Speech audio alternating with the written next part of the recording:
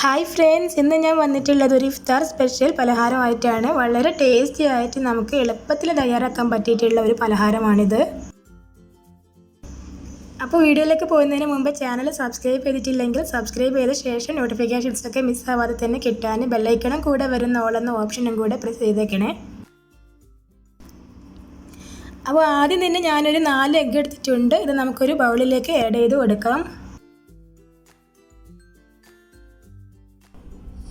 Next നമുക്ക് ഇതിലോട്ട് 1/4 cup ഓയിലും 1/4 കപ്പ് പാലുമാണ് ചേർത്ത് കൊടുക്കേണ്ടത്.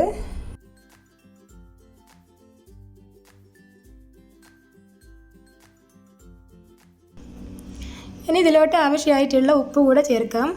പിന്നെ വേണ്ടത് മൈദ ആണ്. അപ്പോൾ ഈ ഒരു അളവിലേക്ക് നമുക്കൊരു 1/2 കപ്പോളം മൈദ ചേർത്ത് കൊടുക്കാം. ഇനി ഞാനിതിലോട്ട് ഒരു 1/2 കപ്പോളം മൈദ കൂടെ ആഡ് ചെയ്യുന്നുണ്ട്. ഇത്രയും ചേർത്ത് കഴിഞ്ഞിട്ട് നന്നായിട്ടൊന്ന് മിക്സ് ചെയ്തെടുക്കാം. അപ്പോൾ വിസ്ക് ഉണ്ടെങ്കിൽ വിസ്ക് വെച്ചിട്ട് നന്നായിട്ടൊന്ന് മിക്സ് ചെയ്തെടുത്താലും മതിയാവും.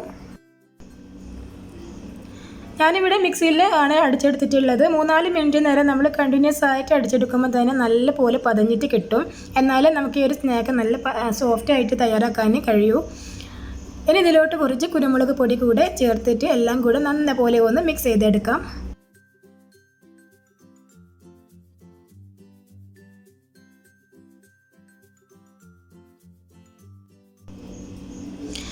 അപ്പോൾ നമ്മുടെ ബാറ്റർ റെഡി ആയിട്ടുണ്ട്. നെക്സ്റ്റ് ഒരു ഫില്ലിംഗ് ആണ് തയ്യാറാക്കേണ്ടത്. അപ്പോൾ ഞാനൊരു പാന് ചൂടാക്കിയിട്ടുണ്ട്. പാനിലിട്ട് നമുക്കൊരു ടേബിൾ സ്പൂൺ ഓയിൽ ചേർക്കാം.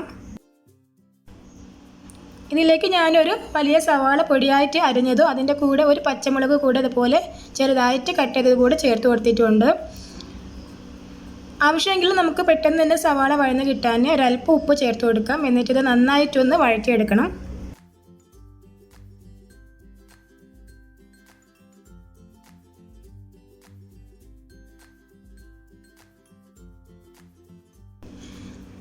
ഇപ്പോൾ ഞാനിതിലോട്ട് 1 ടീസ്പൂൺ ഇഞ്ചി വെളുത്തുള്ളി പേസ്റ്റ് കൂടെ ആഡ് ചെയ്ത് കൊടുക്കുന്നുണ്ട്. അതിനുശേഷം നമുക്ക് നല്ലപോലെ വീണ്ടും ഇളക്കാം. സവാള നന്നായിട്ട് ഒന്ന് സോഫ്റ്റ് ആയിട്ട് കിട്ടണം. അതുപോലെ തന്നെ അതിൻ്റെ കളർ കൂടെ ഒന്ന് ചേഞ്ച് ആയിട്ട് വരുന്ന സമയത്ത് നമുക്കിതിലോട്ട് മഞ്ഞൾപ്പൊടി മുളക് പൊടി കൂടെ ചേർത്ത് കൊടുക്കാം. ഞാനിപ്പോൾ ഒരു 1/4 ടീസ്പൂൺ അളവിൽ മഞ്ഞൾപ്പൊടിയും 1/2 ടീസ്പൂൺ അളവിൽ മുളക് പൊടിയുമാണ് ചേർത്ത് കൊടുക്കുന്നത്.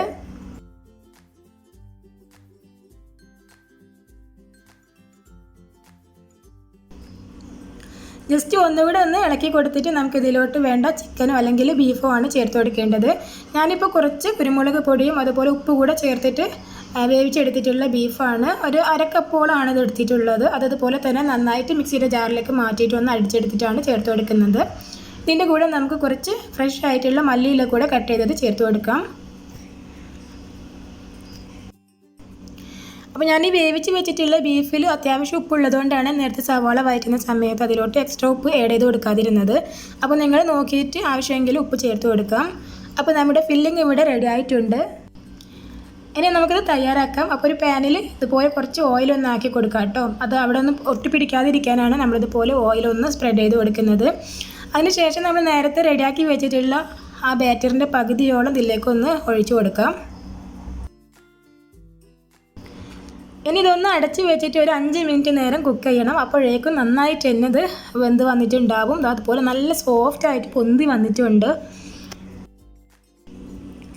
ഇപ്പോൾ നമ്മൾ നേരത്തെ മാറ്റി വെച്ചിട്ടുള്ള ഒരു ഫില്ലിംഗ് ആണ് ഇതിൻ്റെ മേലേക്ക് വെക്കുന്നത്. അപ്പോൾ കംപ്ലീറ്റ് ആയിട്ട് തന്നെ ഈ ഒരു ലെയർ ആക്കിയിട്ട് നമുക്കിവിടെ ഈ ഒരു ഫില്ലിംഗ് വെക്കാം.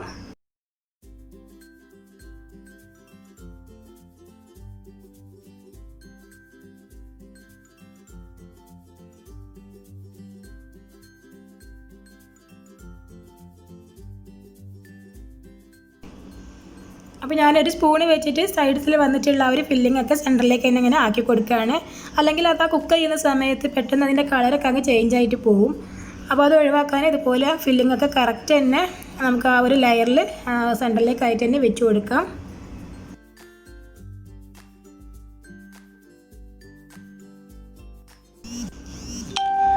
ഇനി ബാക്കിയുള്ള ആ ഒരു ബാറ്റർ കൂടെ ഇതിൻ്റെ മേലേക്കായിട്ട് ഒഴിക്കുകയാണ് വേണ്ടത്. കംപ്ലീറ്റ് തന്നെ നമുക്ക് ഇതിൻ്റെ മേലേക്കായിട്ട് ആ ബാറ്റർ ഇതുപോലെ അങ്ങ് ഒഴിക്കാം. ഇനി ഞാനിവിടെ കുറച്ച് ക്യാപ്സിക്കവും തക്കാളിയും കൂടെ കട്ട് ചെയ്ത് എടുത്തിട്ടുണ്ട്. അപ്പോൾ അതാ ജസ്റ്റ് ഒന്ന് കാണാനൊരു ഭംഗിക്ക് വേണ്ടിയിട്ട് ഇതിൻ്റെ മേലായിട്ട് ഇങ്ങനെ ഇട്ട് കൊടുക്കുകയാണ്. അതിനിതല്ല എന്നുണ്ടെങ്കിൽ നമുക്ക് കുറച്ച് മല്ലിയില ചെറുതായിട്ട് കട്ട് ചെയ്തിട്ട് ജസ്റ്റ് ഒന്ന് അത് സ്പ്രെഡ് ചെയ്ത് കൊടുത്താലും മതിയാവും.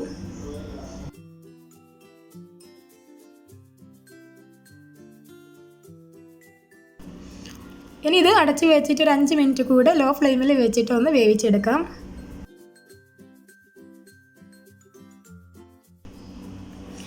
അപ്പോൾ 5 മിനിറ്റ് കഴിഞ്ഞിട്ടുണ്ട്. ഞാനൊന്ന് ഓപ്പൺ ആക്കി നോക്കട്ടെ. അപ്പോൾ ഇതിൻ്റെ മേൽവശമൊക്കെ ഇപ്പോൾ നന്നായിട്ട് തന്നെ കുക്കായിട്ടുണ്ട്. ഇനി എക്സ്ട്രാ ഇത് മറിച്ചിട്ടിട്ട് നമുക്ക് വേവിക്കേണ്ട ആവശ്യമൊന്നുമില്ല. നല്ല സോഫ്റ്റ് ആയിട്ടാണ് ഇത് ഇരിക്കുന്നത്. ഞാനൊന്ന് കട്ട് ചെയ്ത് കൂടെ കാണിക്കാം. കാണാനും നല്ലൊരു ഭംഗിയാണിത്. അതുപോലെ തന്നെ നല്ല സോഫ്റ്റ് ആയിട്ടാണ് ഇരിക്കുന്നത്. അപ്പോൾ എല്ലാവരും ഒന്ന് ട്രൈ ചെയ്ത് നോക്കണേ. വീഡിയോ നിങ്ങൾക്ക് ഇഷ്ടപ്പെടുകയാണെങ്കിൽ ലൈക്ക് ചെയ്യാനും കമൻറ്റ് ചെയ്യാനും മറന്നേക്കല്ലേ. താങ്ക്